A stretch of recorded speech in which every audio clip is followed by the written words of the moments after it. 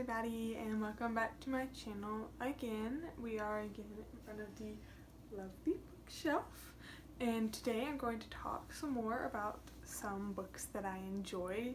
Today I'm going to talk about some not necessarily standalone books. I believe all of them but one are actually part of a series, but I'm just going to talk about these ones in specific, maybe because I didn't like the rest of the series or because I think that they could work as standalone books. And so I picked out 5 of my favorite standalone books that may or may not be a part of the series. So the first one that I have on top is one that I have been searching for in bookstores for a really long time. It's called Rebel Belle by Rachel Hawkins.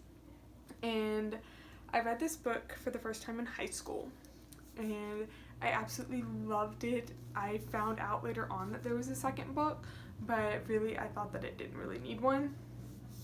But basically it's about a girl who's given, I guess you would call them, protective powers over this guy that she actually really doesn't like, but she's like meant to protect him. Her name is Harper, and she is given these like incredible powers when she's given this gift to be a protector, but she's supposed to be like this quiet, quaint Southern Belle type of girl, and she's like in charge of a lot of things and everything, but she now has to put all that aside to protect him from these evil people who want to kill him. But it's been a while since I've read it, but I just remember that I loved it so much. It had some romance in it, it had some interesting quirks to it, because, you know, Southern Belle and that kind of stuff, that's always a very interesting type of person to read about. But basically she just has to do what she has to do now. She can't really get out of it, and it kind of messes with her whole life. But I really enjoyed it. I thought that it was really clever. I thought that it was very unique in terms of how she gets her powers, why she gets them, and who she has to protect, who is a person that she doesn't like very much. So that is the first book. There are 2 other books. The second one is called Miss Mayhem. The third one is called, I don't think I've even read the third one. I'm not really sure what it's called. But that's the first one. Probably, I love it a lot, but it's very unique in taste, so I would definitely probably give it a 5 out of 10, because it's definitely one of those books that is pretty unique in terms of who will enjoy it. So probably a 5 out of 10, even though, like, for me it's probably a solid 8 out of 10. The second one is more along what I usually enjoy, which is science fiction, called Midnighters by Scott Westerfield. He is best known for his series called Uglies. That's the series he's best known for. But I really love this book series of his called Midnighters. It's basically about these, 5 kids who were born very close to midnight, and because they were born very close to midnight, they get to experience this whole secret midnight hour. But the thing is, they're not alone in this midnight hour. Like, there's some creatures that were trapped there centuries ago, and this girl moves into town, and she, what's her name?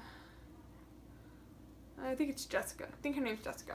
She moves into this town where this midnight hour happens, because it doesn't happen all over the world. And she moves into this town where it happens, and she starts to experience it. And she becomes the key to solving the problem of the midnight hour leaching into the regular world. Like, it's not supposed to, but it does. And she's like the key to figuring out how to fix that. There are 3 in this series. I love all of them, but I definitely really just enjoy the first one a lot more. It's very high action, very intense, but it also like takes into account that they are high schoolers, and high school has its own problems in and of itself. So that's Midnighters. If you like science fiction, probably a solid 7 out of 10 because it is kind of weird, not entirely techy like most science fiction is, but it definitely is worth the read if you enjoy the oddities of a secret midnight hour and that kind of deal. So 7 out of 10 would recommend, even though on my scale it was probably more of a 9 out of 10. So it's number 2. Number 3 is this book. Definitely more of a middle school type of book, probably, called Molly Moon's Incredible Book of Hypnotism by Georgia Bing. It definitely is more on a middle school level because it's very simple. It's basically this girl who finds this book about hypnotism and uses it to change her own life. She's an orphan, so she lives in a really mean orphanage with a really mean orphanage lady, and she uses hypnotism to change the orphanage lady, to change the people around her, to get on top, to get fame, and that kind of stuff. And this is also the first book in a series, but it's definitely the best one in the series. But there are actually, let's see, 1, 2, 3, 4, 5? At least 5, maybe more books in the series. And they don't all necessarily go together, which also makes it a very good series to read. But this is the first one. She finds the book and she starts hypnotizing people. The pug is like a staple for all the book covers. I think the pug is on all of them, but this is her pug, basically. She hypnotizes it to love her. So, but really interesting thing about how hypnotism could change your life if you used it properly, especially if you grew up how she did, which was in an orphanage, not knowing who her parents were and everything. And her entire life just becomes one big, I guess you would call it, reality show, I guess, about how if you take control you can get somewhere. But because of the low reading level, like I said, middle schoolish reading level, probably more of a 4 out of 10 would recommend, simply because very odd, very simple, it's not what I would call a fast-paced book, which is interesting why I would like it so much, because I am more of a fast-paced book type of person. But I do think it's very good. I probably would rate it a 7 out of 10 for myself, but definitely not for everyone, and I recognize that as a thing. So that is the third one, Molly Moon's Incredible Book of Hypnotism. So this one, I believe, is the only standalone book in my pile over here, called Ready Player One. You've probably heard of it as there was a recent movie released about it. The book was better, I must say. I have to say it. But if you haven't watched the movie, if you don't know anything about it, it's basically a video game sci-fi book, which is really high on my list of books that I enjoy reading.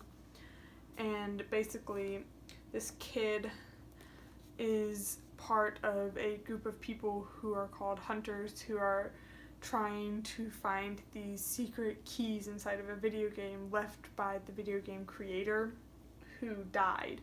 Basically, if you find all the keys, you get to the end, you inherit his entire fortune, multi-billion-dollar company, and you get control of the game called the Oasis. So it follows along this boy named Wade Watts, and he is trying to beat out an entire company worth of gamers who are trying to gain control, find the key, figure out what they're doing, and he becomes the first one to find the first key. Wade does. And he uses that to get ahead in the entire game and win the whole thing using his smarts, and he gains control of the Oasis and does things a little differently. And, you know, has some love interest in there, has some best friends, but it's definitely high action. There's not as many real world consequences for this book as there are in the other books, but since most people live their lives in the game, they make money, they earn food through playing the game, to have it change would have a big effect on society. But this one's probably a 9 out of 10 would recommend if you like sci-fi at all. I think that I have chosen this to be my favorite book, which is very hard as a book lover, but I think that I've decided that this is my favorite book of all time. I could just read this book over and over again. The movie really does not do it justice, but it basically shows you what society could become and how you yourself have to stick up for what society is. Like, you can't just let it happen. You have to, like, take a stand, and I just really appreciate that, and the fact that it takes place in a video game, which offers its own slew of problems, because, you know, video games are ever changing, and I just think that it really takes advantage of the fact that a video game can really do and be anything. So that's this one, Ready Player One. Highly recommend. The movie was good, even though I think the book is better. The movie was good, so if you're not into reading, I would recommend the movie. So that is number 4. And number 5, final and last one, is The Mysterious Bendix Society. There are 3 in the main series, and there are 2 standalone books, but I really didn't like the other ones in the series. I really just liked this one, the first one. I thought it ended. I thought it had a nice ending. I thought it was pretty complete as a singular book.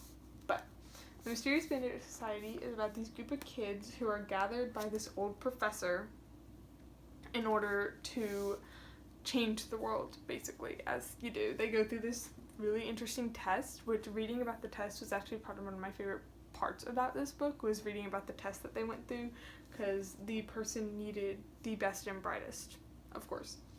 And they're sent away to this school to infiltrate it and find out what's going on, and they figure out the evil guy's plans and how to stop him. He basically just wants to take over the world through a sort of hypnosis, you know. But I just thought that it was really inquisitive. It had these children who, they were kids. They were like middle school age children. And it treated them as such. And I thought that was really interesting and really unique in the way that, like, these kids didn't act like they were older than they were. They were just smart kids that this guy brought together to do a task that he couldn't do himself, which was, you know, questionable motives. But I really, really loved it, but I would probably only give it maybe a 5 out of 10 would recommend. Again, it could go either way. If you want a book that kind of talks of intelligence and acts on intelligence and has more of a schooly, scholarly side to it, this is a very good book for that. If you're looking for, like, high-end entertainment, probably not so much. It's not very fast-paced. It takes place mostly on school grounds, and it is, although it is thick, it is more of a childish reading level, but I still really loved it. It's one I read again and again when I get the chance. It's by Trenton Lee Stewart. Wonderful job. But that is book number 5. I would probably say I've read it 3 times, maybe 3 or 4. I think only 3. I think I've only read it 3 times, but it definitely deserves to be on this list because I've read it so many times, and I just always come back to it when I want something a little easier to read, where I don't feel pressured into reading the whole series, because I don't like the whole series, unlike with Molly Moon, where lower reading level, easy to read, but when I read it I do want to read the rest of the series because I liked them. But those are my 5 favorite standalone books, even though some of them are part of a series. I like to read them alone, and that is some more insight into me, and I hope that you enjoyed this video. Maybe I've given you some recommendations of some things that you yourself might want to go and read. If you click over here, you can see my most recent upload. If you click over here, you can find something that YouTube recommends to you from my channel. And if you click right here, you will subscribe, which I hope that you do. I would love to have you join my channel.